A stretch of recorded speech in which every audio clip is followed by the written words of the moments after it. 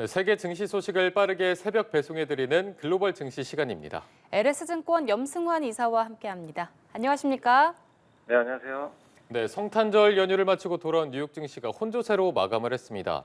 보니까 실제 지수는 거의 움직이지 않았는데 간밤의 증시 상황부터 정리해 주시죠. 네, 말씀하신 대로 미국 3대 지수 모두 다 그냥 보합권에서 끝났고 다우가 조금 올랐고요. 나스닥, S&P 500은 약보합권에 좀 머물렀습니다.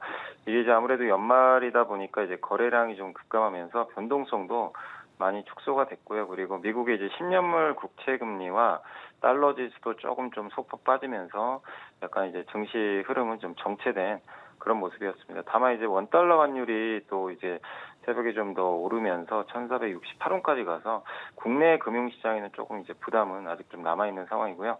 그리고 이제 미국 증시 전체적으로 보면 상승 업종이 오늘 이제 주로 필수 소비재하고 금융 헬스케어가 좀 올랐고 하락 업종은 이제 주로 이제 유틸리티나 커뮤니케이션 같은 이제 좀 빅테크 회사들이 조금 쉬어가는 그런 모습이 나왔고요. 오늘 이제 나왔던 주요 지표로는 그 신규 실업수당 청구 건수가 이제 발표가 됐는데 이게 그 21만 9천 건이 나오면서 이제 시장의 예상치인 22만 5천 건에 비해서는 조금 낮은 수치로 시장이 좀 긍정적으로 작용을 했지만 다만 이제 부담이 되는 게 두 달 연속 실업수당을 청구한 건수죠. 요게 191만 건으로 이제 증가하면서 21년 11월 13일 이후 최고치를 좀 경신을 했다고 합니다. 이게 두 달 연속 실업수당 청구를 했다는 건 일자리 구하기가 그만큼 더 쉽지 않다는 또 그 근거기 때문에 고용시장은 조금 꺾이곤 있다라고 보시면 또 좋을 것 같습니다. 그리고 한 가지 자료는 이제 대선 이후 랠리를 주도했던 이제 매그니피센트 세븐 이제 흔히 말하는 테슬라나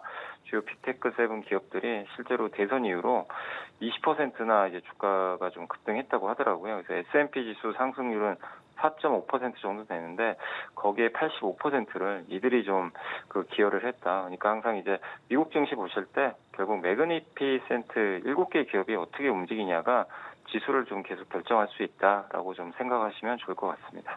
네, 오늘 시가총액 1위 애플이 또다시 역대 최고가 기록을 경신했는데요. 이 밖에 눈에 띄는 종목들 어떤 게 있었을까요?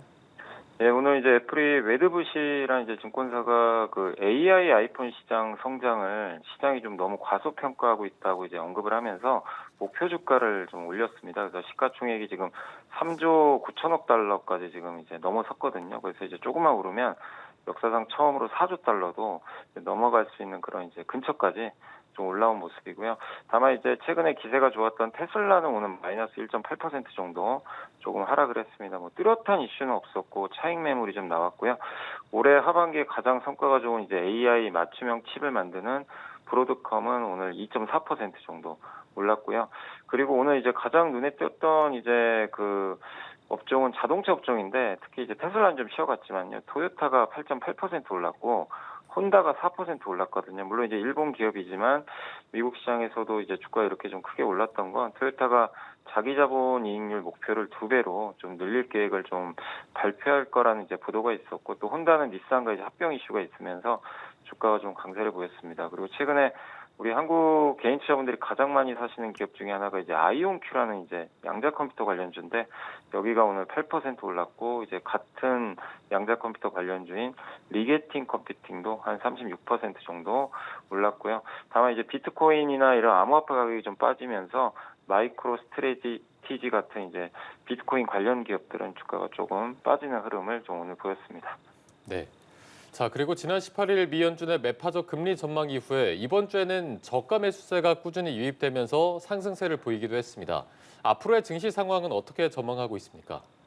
결국 이제 미국의 그 금리와 관계없이 아까 말씀드린 대로 이제 매그니피센트 7개, 그러니까 미국의 빅테크 AI 회사라든가 이런 이제 회사들의 주가가 여전히 좀 탄탄한 건 결국 이제 앞으로의 성장이 계속 이어질 가능성이 높고요. 또 그거를 트럼프가 뒤에서 적극적으로 규제를 풀어주면서 이제 이끌 가능성이 높기 때문에 그 기대감들이 미리 좀 선반영되고 있다고 생각을 하거든요. 그래서 이런 강세장 흐름이 쉽게 좀 꺾이지는 않겠지만 다만 이제 1월 20일 날 트럼프 당선이 취임을 하기 때문에 그때부터 한 달 정도는 이제 과연 어떤 정책이 나올지 우리가 명확히 알 수가 없잖아요. 그런 걸 확인할 수 있는 어떤 또 기간이 필요하거든요. 그래서 1월 취임 전후로 해서는 좀 변동성이 좀 나올 수 있기 때문에 어쨌든 너무 이제 미국 증시가 이렇게 많이 오른 부분에 대해서는 항상 주가라는 건 영원히 또 오를 수는 없는 거니까요. 좀 경계감을 가지시고 미국 내에서도 좀 소외된 기업들이 있으면 한번 좀 찾아보시는 것도 일단 좋을 것 같고요. 그리고 가장 중요한 게 지금 미국의 어쨌든